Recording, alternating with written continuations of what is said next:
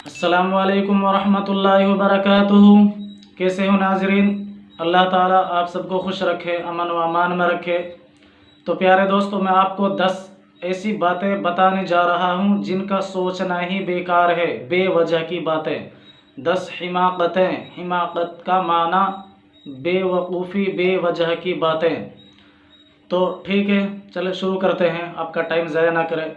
Number 1, सबसे पहली बात ये है कि एक बंदा नेकी तो करे नहीं और जन्नत की उम्मीद रखे। सबसे पहली बात क्या है कि कोई बंदा नेकी तो करता नहीं है और जन्नत की उम्मीद रखता है कि मुझे जन्नत मिल जाए। दूसरी बात यह है कि एक आदमी बेवफा हो और दूसरों से वफा की उम्मीद रखे। ये बेवजह की सोच है और ये बेवकूफ़ी है। ऐसी बात ना सोचे, खुद वफादार ना हो, दूसरे वफा की उम्मीद रखे दूसरों से। तीसरी जो बात बताई गई है, तीसरी बात यह है, एक आदमी के तबीयत में सुस्ती हो और वो चाहे कि मेरी ख्वाहिश पूरी हो जाए। भाई, सुस्त आदमी की ख्वाहिश कैसे पूरी होगी? वो पड़ा रहेगा, सोता रहेगा, मेरे कपड़े धुल जाए, मुझे खाना बना बनाया मिल जाए। तो अगर काहिली को दूर कर, सुस्ती को दूर कर कर अगर आदमी खुद चुस्त होकर काम करेगा तो उसका काम बन जाएगा, हो जाएगा। लेकिन अगर सुस्ती और काहिली की वजह से पड़ा रहेगा और चाहेगा मेरी ख्वाहिश पूरी हो जाए, फरमाते हैं कि ये बेवकूफ़ी की अलामत है। सब आदमी की ख्वाहिश कभी पूरी नहीं होती, सुस्त आदमी की ख्वाहिश कभी पूरी नहीं होती। अपनी ख्वाहिश को पूरा करने के लिए काम करना पड़ता है। चौथी बात यह फरमाई कि एक आदमी अपने बड़ों की नाफरमानी करता है।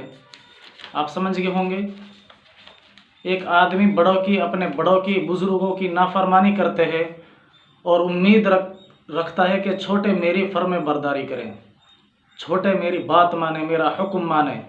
खुद तो अपने बड़ों की इज्जत करता नहीं है और उम्मीद रखता है कि छोटे बच्चे मेरी इज्जत करें, मेरा हुक्म माने। ये बेवकूफ़ी की अलामत है, बेवजह की सोच की बात है। नंबर 5, पांचवी बात फरमाया करते थे कि बीमारी के अंदर बदपरहेज़ी करना, परहेज़ ना करना और फिर शिफा की उम्मीद रखे कि मैं ठीक हो जाऊंगा। परहेज़ तो करता नहीं है और वो सोचे कि मैं ठीक हो जाऊंगा, तो ये बेवकूफ़ी की अलामत है। बहरहाल शुगर के मरीज़ हैं, मीठा खाना से बचते नहीं हैं, फिर कहते हैं कि मुझे फ़ायदा नहीं हुआ इस दवा से, ये दवा बेकार, वो दवा बेकार। तो प्यारे दोस्तों, ये बेवकूफ़ी की अलामत है। परहेज़ करोगे तो फ़ायदा मिलेगा। छठी बात ये फरमाया करते थे कि जो आदमी अपनी आमदनी से ज़्यादा खर्च करे और खुशहाली की उम्मीद रखे, ये बेवकूफ़ी की अलामत है। भाई, जब कमाता है 10,000, खर्च करता है 15,000, तो कैसे खुशहाल रहेंगे? तो ये बेवकूफ़ी की अलामत है। सातवीं बात ये फरमाया करते थे कि मुश्किल के वक्त में बंदा लोगों की मदद ना करे। मुश्किल वक्त में किसी के ऊपर परेशानी आ जाए, घर में कोई भी नफ़ा नुकसान हो जाए, अपना घर में नुकसान हो जाए, हम उम्मीद करें कि कोई हमारी आकर मदद करे, तो हम ये तो करते नहीं, तो हम अपनी मदद की उम्मीद करते हैं। ये बेवकूफ़ी की अलामत है। मुश्किल वक्त में हम सोचते हैं कि बंदा हमारी कोई मदद करे आकर, और हम किसी की मदद नहीं करते और उम्मीद रखते हैं कि हमारी कोई मदद करे। आठवीं बात यह फरमाया करते थे कि दूसरे को राज बताकर ये कह देना कि आगे ना बताना, आगे ना बताना। फिर से सुने, आठवीं बात ये फरमाया करते थे कि दूसरे को राज बताकर, अपने दिल की बात बताकर ये कह देना कि आगे ना बताना, आगे ना बताना।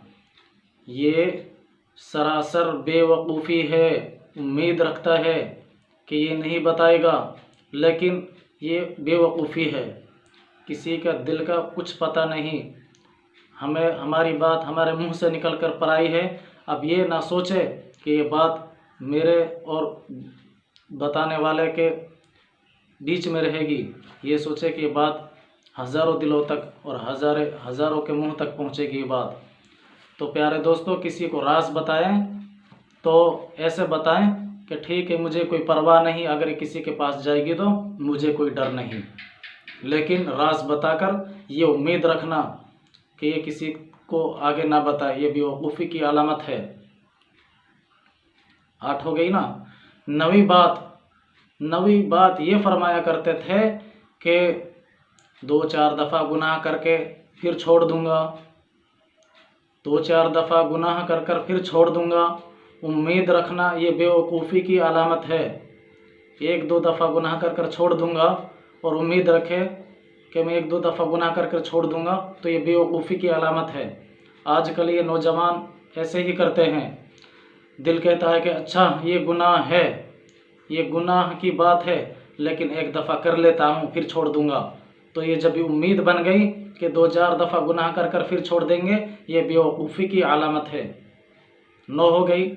10वीं बात आप बताइए। आप लोगों से मेरा सवाल है, आप बताएं क्या हो सकती है। भाई मुझे डर लग रहा है इस बात को बताते वक्त, क्योंकि मैं घर में वीडियो शूट कर रहा हूँ और घर में पता नहीं बीवी जाग रही है सो रही है, पता नहीं, ये बीवी की बात है। 10वीं बात आप सोच सकते हैं कि 10वीं बात क्या है। खैर ठीक है, मैं बताता हूँ।